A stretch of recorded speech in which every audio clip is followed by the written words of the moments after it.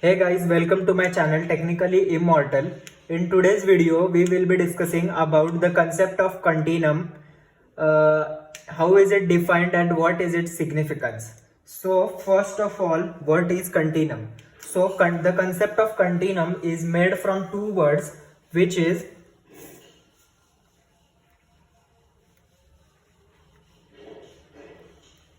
continuous plus medium. So in the concept of continuum, we assume that the medium which we are taking into account has the molecules without no voids and it is a continuous medium. So how can we define continuum? So we can define continuum as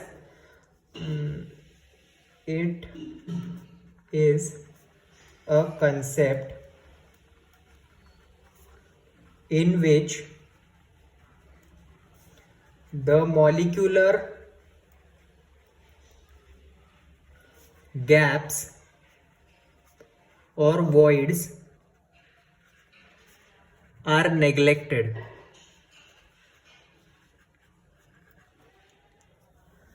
So this is what we call as continuum. So the next question is, why do we need the concept of continuum?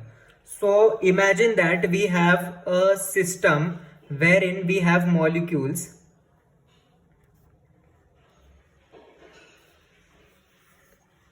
This is our system. We have our molecules. So if we have to measure any quantity which is related to this system, say we have to measure the temperature. So if we measure the temperatures of the system, so we are interested in measuring the temperature of the molecules. So we can measure the temperature of this molecule, this molecule, this molecule. But what will happen if our thermometer is at some point which is at the gap of the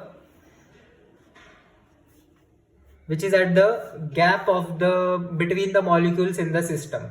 So this will lead to the wrong calculation or the wrong measurement of any quantity or the system, and so the calculations would also be problematic for us. So it is important that to have a medium which is continuous. So we assume that the medium is continuous in the concept of continuum. All the calculations which are related to fluid dynamics or thermodynamics or any kind of calculations are mainly based on the concept which is continuum. So how can we determine whether the system is in continuum or not? So it is defined by a number which is a dimensionless quantity which is known as Knudsen number.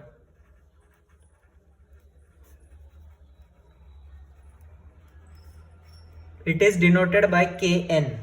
So what is Knudsen number? Knudsen number is a ratio of the mean free path, which is denoted by lambda, to the characteristic dimension or the characteristic length of a system, which is denoted by L. So lambda is mean free path and L is characteristic dimension. So now what is mean free path? So mean free path is the statistical average of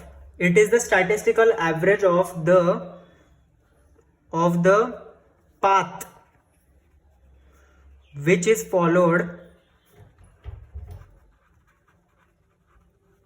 It is the statistical average of the path which is followed by the molecule for successive collisions.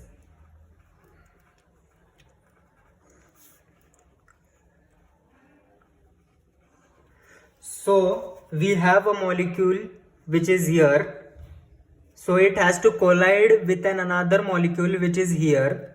So there are large number of such molecules which have to collide with some different molecules, like this has to collide with this, these two can collide with each other. So the average of this all these paths is our mean free path. And what is the characteristic dimension? It can be anything like the breadth of the system or the length of the system or the height of the system. So why do we need characteristic dimension? Is to just to give us an idea about the size of the system. So that is for the characteristic dimension.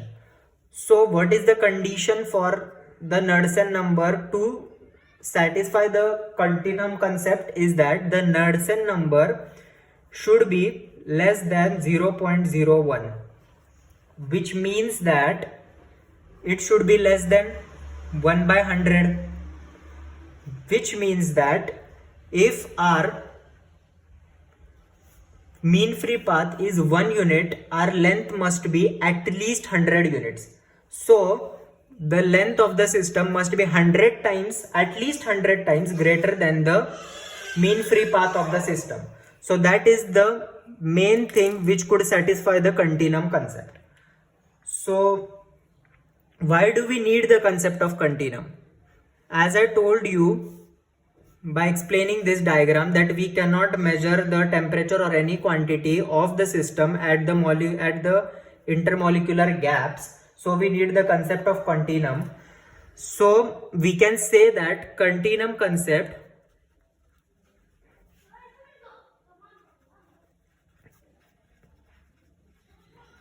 is important for having a continuous equation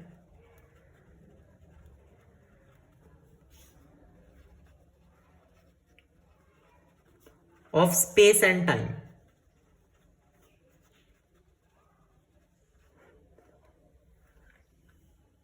Of space and time.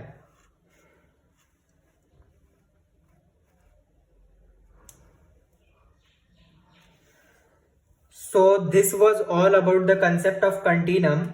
If you like the video, please like the video. If you need a video on any other topic, you can comment me down. If the video was helpful to you, please drop a thumbs up and also subscribe our channel for such new videos. Thank you.